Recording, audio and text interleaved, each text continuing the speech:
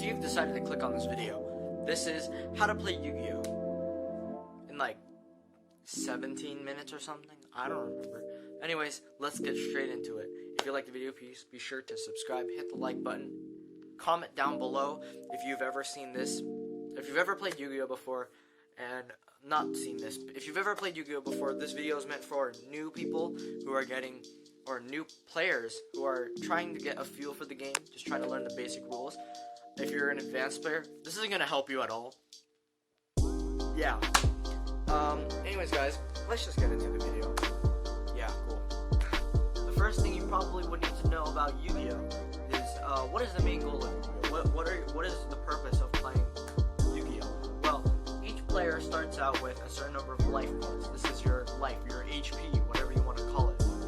You start out with 8,000 life points for both players. This is a two-player game. Both of them are going against each other. They both start out with 8,000 life points.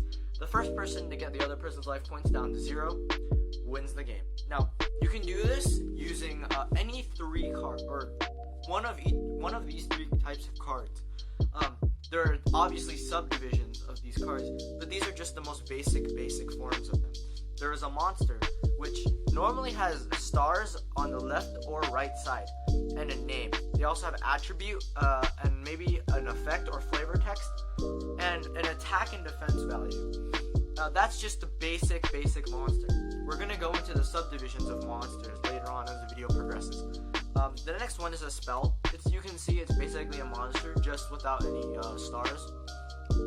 There's a name, there's attribute, but the attribute is always going to say spell, because it's a spell card. The background on the monster is brown, and the background on the spell card is green. It has an effect. It will not have flavor text, because the spell actually does something. Not all monsters have effects, but every spell card does. Last one I will go over is a trap card. The trap card is basically a spell, except the background is more of a purpley-ish color. It has attribute trap, and then it will say the name of the trap, and obviously no stars. It also has an effect because there's no flavor text on the trap, because they have to do stuff. Okay. Now that you know the 3 basic types of, what's it called? 3 basic types of cards. There's monster, spell, and trap. What do each one of them do? Now, I'm going to explain that to you right now. Okay, each player starts out with a 5-card opening hand. And depending on if you're going first or going second, you will have to draw a card. The player who goes first cannot draw a card, while the player who goes second draws 1 card at the beginning of each turn. Whoever goes first turn doesn't draw, second turn draws, third turn draws, fourth turn draws. So basically, whoever has the first turn doesn't draw the first turn. That's how it works. Let me think. How do I word this? Okay, so monsters have the stars on the right side that will be in your main deck. Your main deck is, 40 through 60 cards, and cannot be any more than 60 and no less than 40. They can be, there's no specific ratio of monsters to spells to trap that you are required of, but generally, all monsters in your deck should look like this, or have the light brown barrier, which means they're a vanilla monster and have no effect. I actually have one in this deck. I just need to find it for you guys. Yeah. This is a vanilla monster, and this is an effect monster. Vanilla monsters don't have an effect, so that means they don't do anything special when you summon them or anything. And this monster has an effect, which means it actually does something different. So let's just assume I'm going first, so I won't draw a card until my next turn. So after my opponent ends their turn, I get to draw a card. There are some upsides to going first, and there's some upsides to going second. But first thing you need to know is a normal summon. If your monster's level is 4 or lower, you can normal summon it, which means you can freely just place the monster on the board. The monster zones, there's 5 monster zones, which means you can have a maximum of 5 monsters on the field, and there's an extra monster zone. So there are 2 main sources where you can summon a monster from. 1 from your hand or deck, 2 from your extra deck. Extra deck monsters are basically just monsters separate from the main deck that have special abilities, special different colored things, right? That's all you need to know for now. But there are 5 slots for your main monsters. you can normal summon a main monster if its level is 4 or below. Okay. You can summon it to one of your main monster zones. And there are 5 zones behind your main monster zone that are the spell and trap zones. I should probably get a map for this. I will get that really quick. Okay, so this is actually an official Yu-Gi-Oh map, and you can tell that there are little squares which signify all your zones. Your deck goes here, your graveyard is here. That's where your monsters, spells, and trap goes after they're destroyed or you use them. There are 5 monster zones, and there are 5 spell zones, spell and trap zones. This is where you put your spell and traps. This is a field card zone. That's where your field spells go. It's kind of like a 6th spell zone, but it's for a special type of spells that I will definitely be getting into later. And there's a half box, which is your extra monster zone. As of right now, Master Rule 5 has not rolled around, so this is where you'll be putting all of your extra deck monsters. They all have to go here. That's where you'll be summoning them. As of April 2020, I will make a video once April comes around. Yeah. So getting back to normal summoning, you can normal summon this card because it has 4 levels, right? You can normal summon it out to the field without a cost, but you can only normal summon once per turn. Now, the next thing you need to know is a thing called tribute summoning. If the level is 4 or higher, depending on what the level is, you will need to tribute the amount of monsters for that cost. So this has 6 levels, which means it's a level 6 monster. Level 5 and level 6 monsters require 1 tribute to tribute summoning them out, while 7 and higher require 2 tributes. So let's just say I go first, I normal summon a level 4 monster, and after my opponent takes their turn, passes the turn back to me. Now the first thing I do is I draw a card, and then I can do whatever I want from there. Now a tribute summon counts as a normal summon, which means you can only tribute or normal summon once per turn.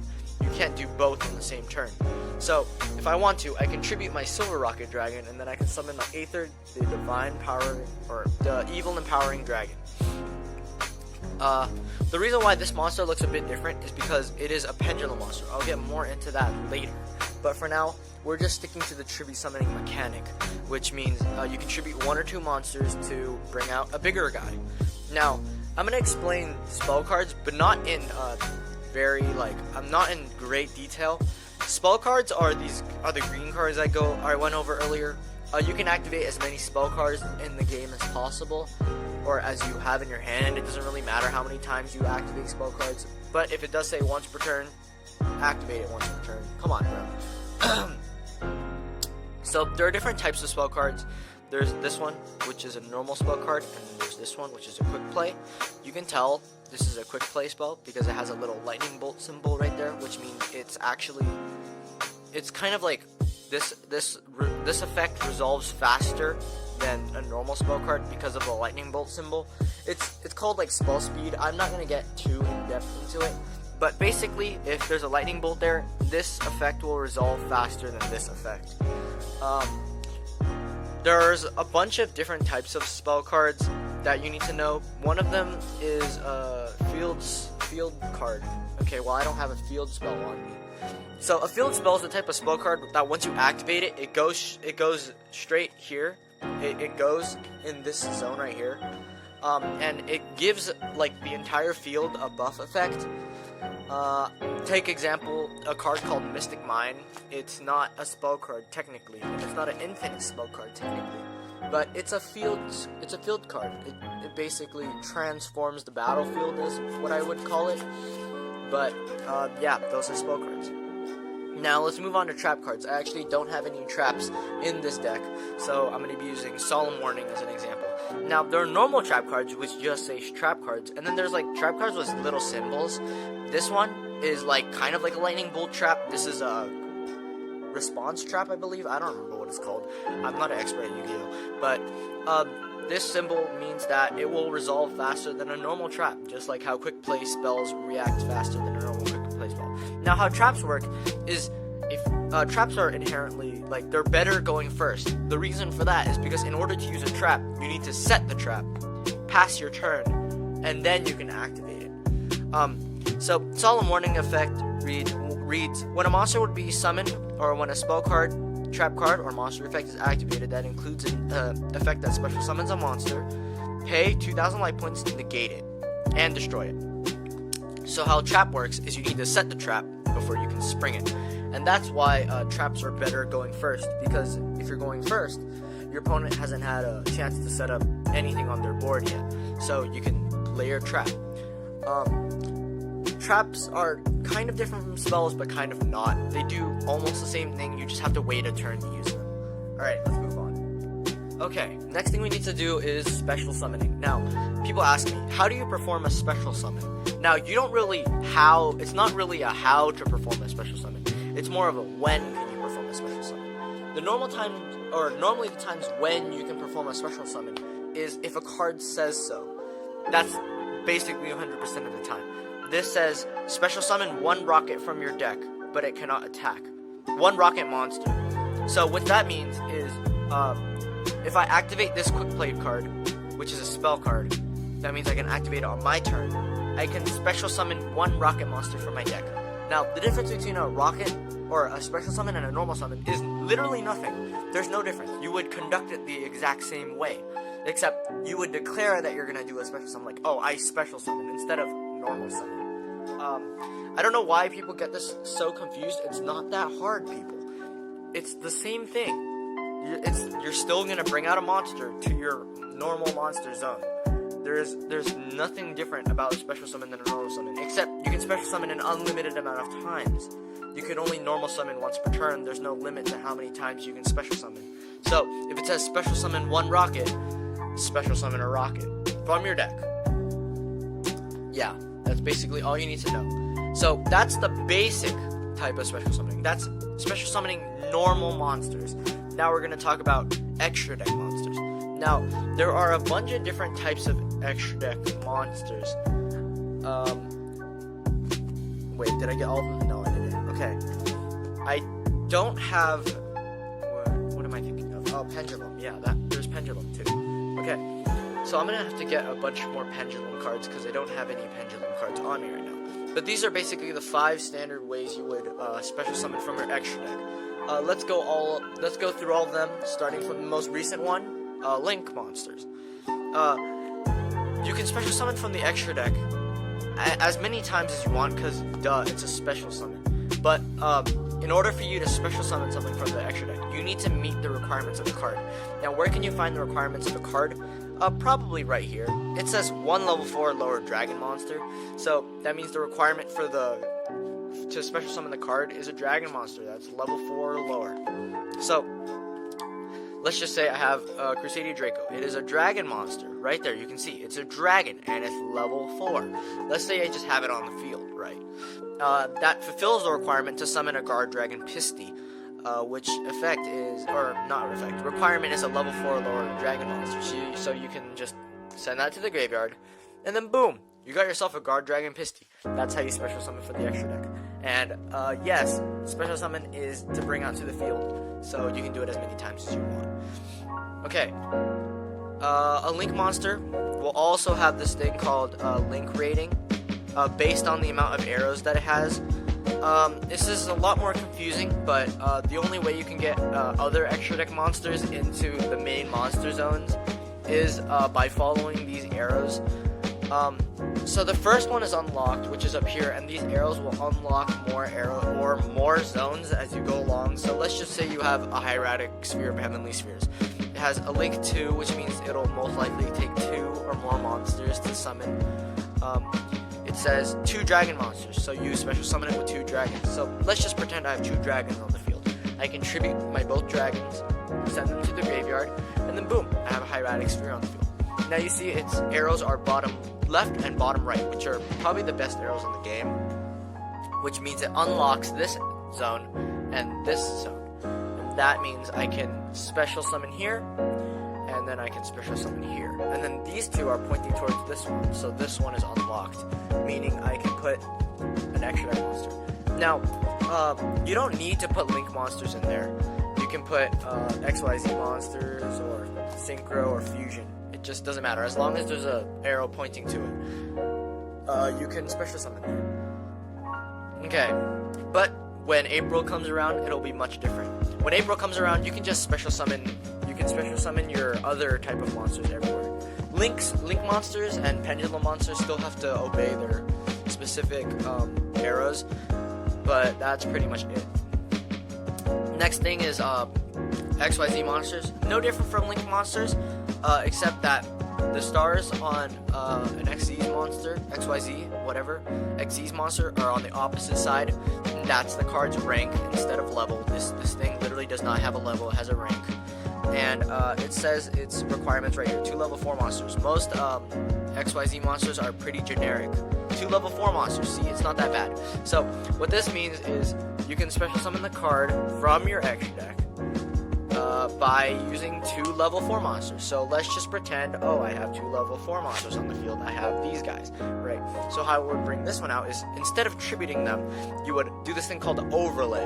You put these 2 on top, and then boom, you slap the guy on top of them. Boom, and then that's how you do an overlay. And the 2 guys underneath it is how much material the XYZ monster has. The material is important for the monster's effect. You don't really need to know about that until you actually read the thing.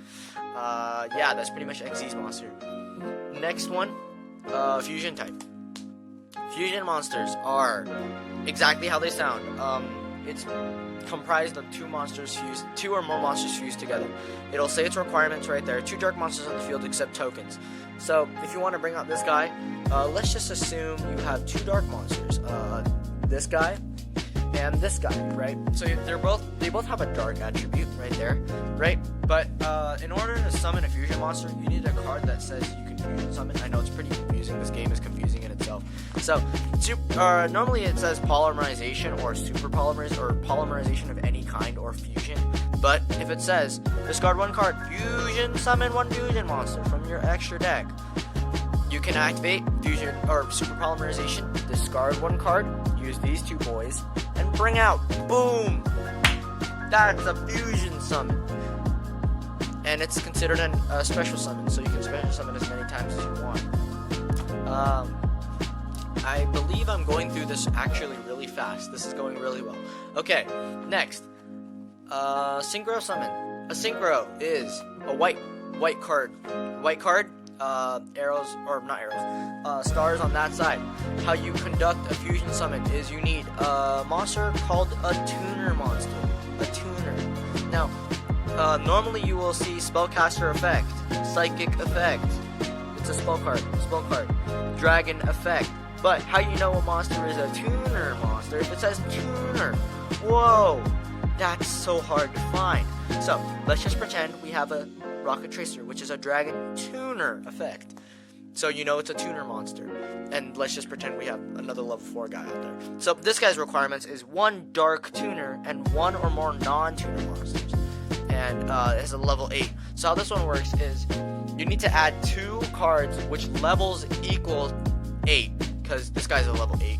And one of them has to be a dark tuner, and the other one has to be a non-tuner. And this guy's not a tuner. So 4 plus 4 is 8. Just send these 2 guys to the graveyard. Boom! You got yourself a synchro monster. Yeah, that's how you synchro something. Pendulum monsters. Oh my gosh, this is gonna be bad. Alright, let's just get my Endymion. Okay, next thing I need to teach you is how to win the game. So basically, how you win the game is you get your opponent's life points to 0. It's that easy. But how you can do that, there are like 50 trillion different ways. One of them is by attacking or defending against your opponent. So how you attack your opponent is, so let's just say I have a Time Gazer Magician. It's a level 3. I can normal summon it out to the field. It has an attack and defense value. Now, you can go to this thing called the battle phase. This is where you can conduct an attack. If you put your monster straight up like that, it's an attack position. It can attack things. So, when you go to your battle phase, you target, let's just say my opponent has nothing. You can target my opponent, and boom, swing at him, and deal 1,200 attack with his life points. Let's just say my opponent has a monster, and my monster is like this. This is defense position. It has a defense value of 800. Yeah, 600. And my opponent's monster is a pretty big, beefy 2,800 guy. So, his monster attacks into mine. And he has 600 defense, so obviously he's destroyed. But here's the thing, I don't take any damage unless the card says I take damage, which it doesn't. So I don't take any damage, which is good. Now, if my opponent's guy is in defense mode and I attack him, he has a big, not so beefy 1700 defense, and I have a small 1200, which means I take 500 damage, because that's the difference, and none of the cards are destroyed. If I attack, or if I attack my opponent, attack my opponent, like a million times, and then his life points finally get down to 0, I win the game. That's how you attack and defend. Okay, let's see. These guys are pendulums. Pendulums are a bit special. Pendulums look like a combination of monster and spell, and that's exactly what they are. They're sort of monster spells. As you guys know, each spell has an effect, and every monster has either flavor text or an effect, or it's just a blank box, which is also possible. But these monsters, pendulum monsters, have both. This top is the spell effect, and this bottom is the monster effect. Now, how this works is, if you have a pendulum card in your hand, let's just say I have a 5-card hand right here. Boom, I have a pendulum card in my hand. You can either, let's just use Purple Poison Magician as an example. It's a level 4 monster, which means I can normal summon it with my normal summon because it's a level 4 or lower. Or I can activate it as a spell card and put it in either one of these 2 end spell card zones. These are called the pendulum zones. You can either put pendulum cards in these 2 or spell cards. It doesn't really matter. But I can activate, boom, pendulum scale, boom, pendulum scale. How you can tell the scale of the pendulum card? By these 2 weird symbol things on the side. This is very important because if you have your scales set up, which means you have one on both sides, you can now perform what is called a pendulum summon. Now, how this works is, look at the guy's scales, look at the bro's scales, right? And then add 1 and then on the highest and subtract 1 add 1 on the lowest, subtract 1 on the highest. So 2 through 7. Now you can special summon any monster from your hand. You can pendulum summon. It's called a pendulum summon.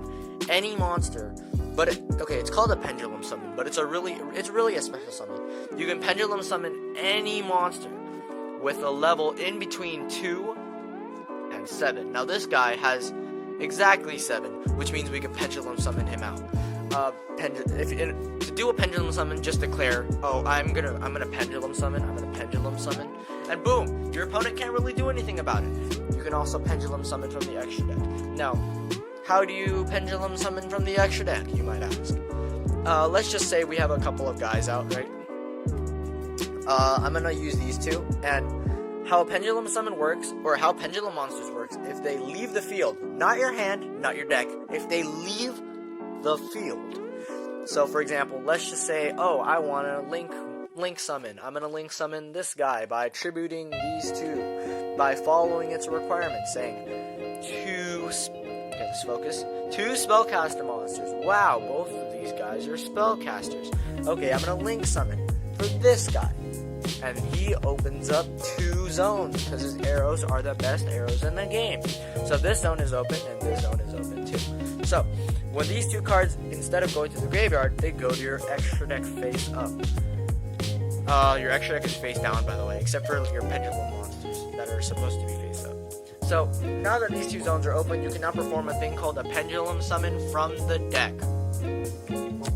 If you pendulum summon that card from your hand, you can't do it from the deck. But let's just pretend that was last turn. You can pendulum summon every card once per turn. Let's just pretend I pass turn, and my opponent gives the turn back to me. Now, I can pendulum summon if my scales are set up 2 through 7. Those are my scales. And I can special summon it because it has a level 4. But if you pendulum summon from the extra deck, it has to be to an open zone, which means right here that is pointing to. Or if I didn't have this guy, you can go right up here, which is a bit confusing. I find Yu-Gi-Oh! Is the hardest game to learn for people who are just figuring out about it or coming back to the game. Yu-Gi-Oh! Is the most confusing thing ever. Okay. Did I cover everything? Probably not, but this is just a basic idea on how to, how to play the game. I taught you every sort of summon there is, probably.